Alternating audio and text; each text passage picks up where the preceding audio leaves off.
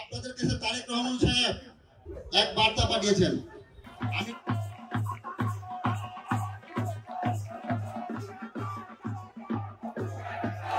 আমরা আগামী দিনে শরীয়তপুর 3টা আসন, শরীয়তপুরের সর্দার নাসির উদ্দিন কালু সাহেবের নেতৃত্বে আমরা ইনশাআল্লাহ ধানের শীষের পক্ষে দেশ নেত্রী বেগম খালেদা জিয়াকে উপহার দেব। আপনারা রাজি?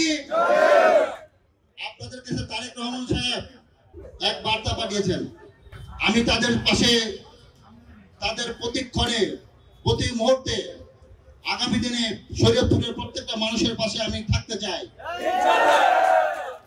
এবং আমাদের যারা প্রতিনিধি থাকবে তাদেরকে যেন ধানের শীষে শরীয়তপুরের মানুষ গ্রহণ করে, ধানের শীষে ভোট দিয়ে বিজয় লাভ করে, এই বার্তা জনাব তারেক রহমান সাহেব আপনাদের কাছে পাঠিয়েছেন।